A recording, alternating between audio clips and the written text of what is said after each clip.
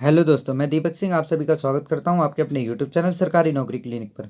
तो बच्चों, आज हम पॉलिटी के मॉक टेस्ट का दूसरा भाग लेके आए हैं, जिसमें हम पॉलिटी के टॉप 25 क्वेश्चंस को लेने वाले हैं। तो आपने अभी तक हमारा चैनल सब्सक्राइब नहीं किया है, चैनल को सब्सक्राइब करें और बेल आइकन प्रेस कर लें, जिससे आने वाले वीडियो में आपको नोटिफिकेशन प्राप्त हो। तो आज के वीडियो की शुरुआत करते हैं।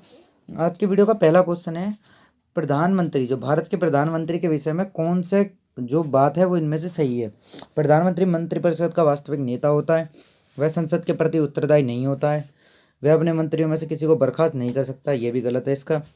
प्रधानमंत्री मंत्रिपरिषद का वास्तविक नेता होता है, ये सही है, क्योंकि प्रधानमंत्री नाम मात्र का नेता नहीं होता, ये तो गलत है। ये उत्तरदायी होता है, किसी भी मंत्री को बर्खास्त कर सकता है, वास्तविक नेता होता है। प्रधानमंत्री के बारे में दे कहाँ रखा है? प्रधानमंत्री के बारे में 74 के 1 में दे रखा है। अनुच्छेद 74 के 1 में लिखा है कि राष्ट्रपति को सहायता और सलाह देने के लिए एक मंत्रिपरिषद होगी, जिसका प्रधान कौन होगा? प्रधानमंत्री होगा। तो आज के दूसरे क्वेश्चन पे आते हैं।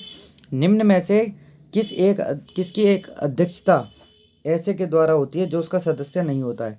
मतलब जैसे लोकसभा का अध्यक्ष होता है, उसकी अध्यक्षता, वह अध्यक्ष है वहाँ का, पर उसकी अध्यक्षता है वहाँ पर या नहीं है? उसकी अध्यक्षता वहाँ पर है, वह लोकसभा का अध्यक्ष है। परंतु जो राज्यसभा का अध्यक्ष होता है, उसकी अध्यक्षता राज्यसभा में नहीं होती है, बल्कि विधानसभा अध्यक्ष होता है, मंत्रिपरिषद अध्यक्ष होता है। ये वहाँ पर उसके नवनिर्वाचित बैठे हुए हैं पहले से, और वे ही उसी के अध्यक्ष बन जाते हैं। बल्कि राज्यसभा का जो राज्यसभा का जो अध्यक्ष होता है वो भारत का उपराष्ट्रपति होता है। अगला क्वेश्चन आता है, उपराष्ट्रपति को उसके पद में से निम्न में से किसके प्रस्ताव के द्वारा हटाया जा सकता है? पहला, राज्य परिषद के, लोकसभा के, कैबिनेट के या मंत्रिपरिषद के? तो भैया इसका मंत्रिपरिषद तो गलत है, कैबिनेट भी गलत है, लोकसभा भी गलत है, क्योंकि राज्यसभा होगा। राज्यसभा या राज्य परिषद, इन दोनों के प्रस्ताव के द्वारा ही हटाया जा सकता है इसको। अगले क्वेश्चन पे आते हैं। भारत के उपराष्ट्रपति का जो चुनाव होता है किस तरह होता है? तो इसका चुनाव किसके द्वारा होता है? इसका चुनाव राष्ट्रीय स्तर पर सीधे चुनाव होते हैं, ये तो गलत है, ये गलत है। राष्ट्रपति द्वारा मनोनयन से, गलत है। लोकसभा के सांसद और विधायकों, गलत है ये भी। लोकसभा राज्यसभा के सांसदों द्वारा सीधे चुनाव से, सही है।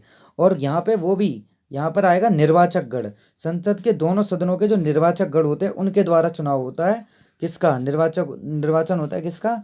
उपराष्ट्रपति का। भारत की प्रभुता, एकता और अखंडता की रक्षा करें और उसे अक्षुण्ण रखें, यह उपबंध किसमें दिया गया है या किसमें किया गया है? तो भारत की उद्देशिका में, या राज्य के नीति निर्देशक तत्वों में, या मूल अधिकार में, या मौलिक कर्तव्य में? किस में दे रखा है? तो ये जो दे रखा है ये मौलिक कर्तव्य में दे रखा है। क्यों?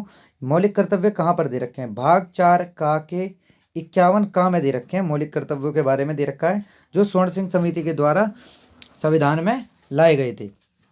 परंतु जो इसका आंसर है, जो आधे से ज़्यादा बच्चे क्या क्लिक कर देते हैं, संविधान की उद्देशिका को सही ठहरा देते हैं। भारतीय संविधान के अंतर्गत निम्नलिखित में से कौन सा मूल कर्तव्य नहीं है? लोक चुनावों में मतदान करना, वैज्ञानिक प्रवृत्ति विकसित करना, यह तो मूल कर्तव्य है। सार्वजनिक संपत्ति की सुरक्षा करना, यह भी मूल कर्तव्य है। संविधान के प्रति निष्ठावान रहना, यह भी उसका मूल कर्तव्य है। परंतु लोक चुनावों का मतदान करना, ये मूल कर्तव्य नहीं है।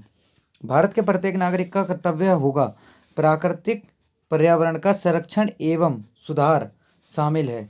ये किस में दे रखा है? तो प्राकृतिक पर्यावरण का परिवर्तन एवं प्राकृतिक पर्यावरण का संरक्षण एवं सुधार।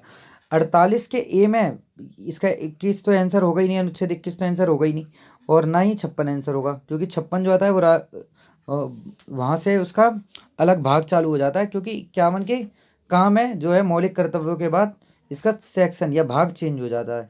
तो आप सभी को भाग वाला वीडियो देखना चाहिए इसके लिए।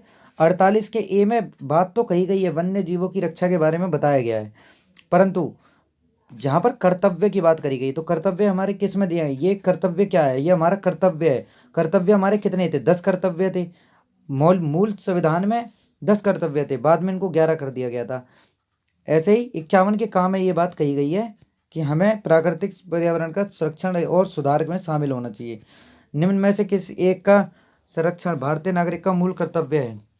राष्ट्रीय ध्वज का, ग्राम पंचायत का, अनुसूचित जाति, अनुसूचित जनजाति, या वन्य प्राणी? तो किसका हमें, मैंने अभी इससे पिछले वाले प्रश्न में आपको बताया कि वन्य प्राणी और प्राकृतिक संरक्षण ही कर्तव्य में दिया गया है।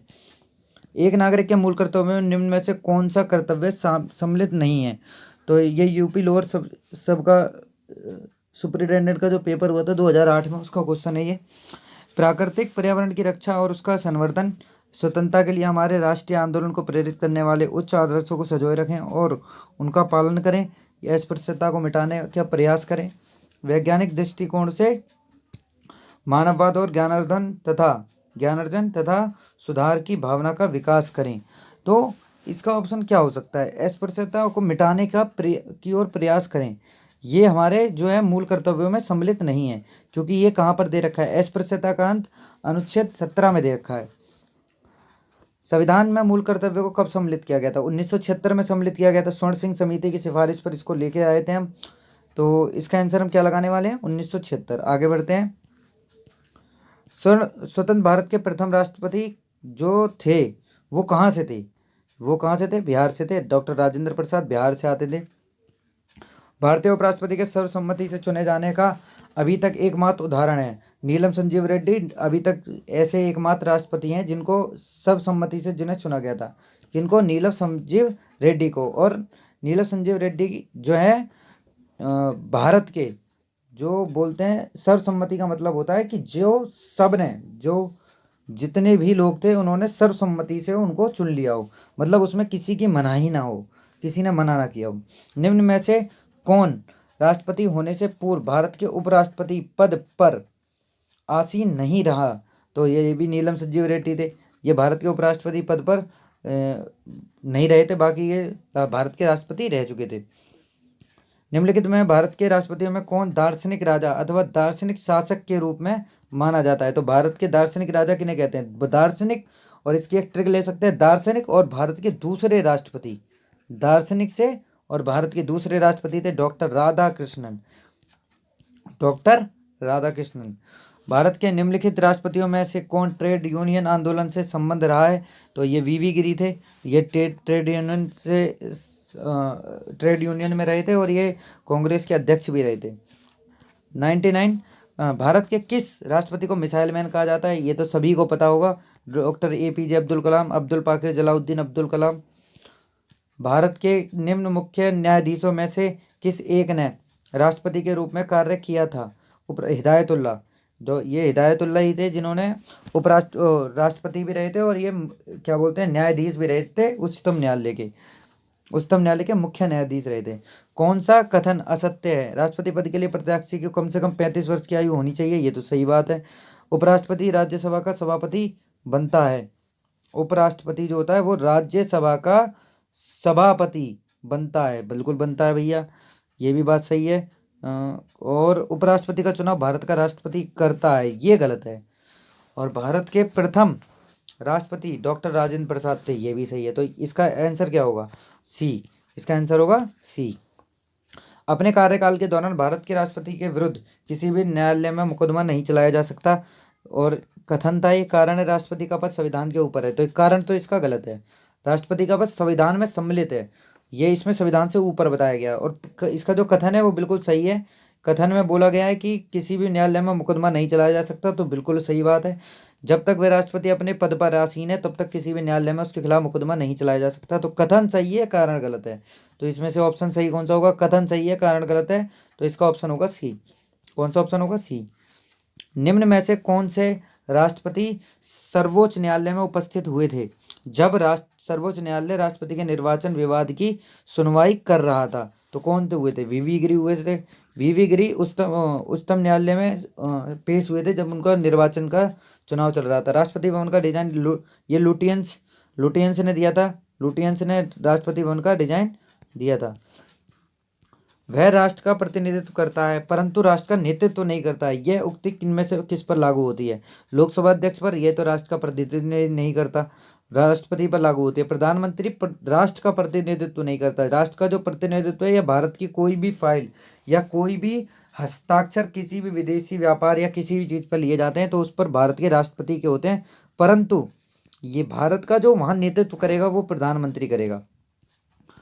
निम्नलिखित में से किसी भौगोलिक क्षेत्र को अनुसूचित घोषित करने का संवैधानिक अधिकार किसको है? राष्ट्रपति किसी भी भौगोलिक क्षेत्र को अनुसूचित घोषित कर सकता है। ये राष्ट्रपति की स्वयं विवेक की पावर है। कौन सी पावर है? स्वयं विवेक की। एक विधेयक जो संसद में प्रस्तुत किया जाता है, कौन सी क्रिया के बाद अधिनियम बन जाता है? कौन सी क्रिया के बाद अधिनियम बन जाता है? तो अधिनियम वह जब ही बनता है जब उस पर कौन हस्ताक्षर कर देता है? तो राष्ट्रपति जब उस पर अपने हस्ताक्षर कर देता है। तो इसमें कौन सा क्वेश्चन सही होगा? जब वह संसद के दोनों सदनों में पारित हो जाता है, ये गलत है। उसके बाद राष्ट्रपति साइन करता है, जब राष्ट्रपति अपनी सहमति दे देता है, ये सही है। राष्ट्रपति प्रधानमंत्री हस्ताक्षर कर देता है, ये गलत है। जब सर्वोच्च न्यायालय, ये भी गलत है। इसका आंसर क्या होगा? बी। तो आज की वीडियो में बस इतना ही। आपको अगर वीडियो अच्छी लगी हो तो लाइक शेयर और कमेंट करें।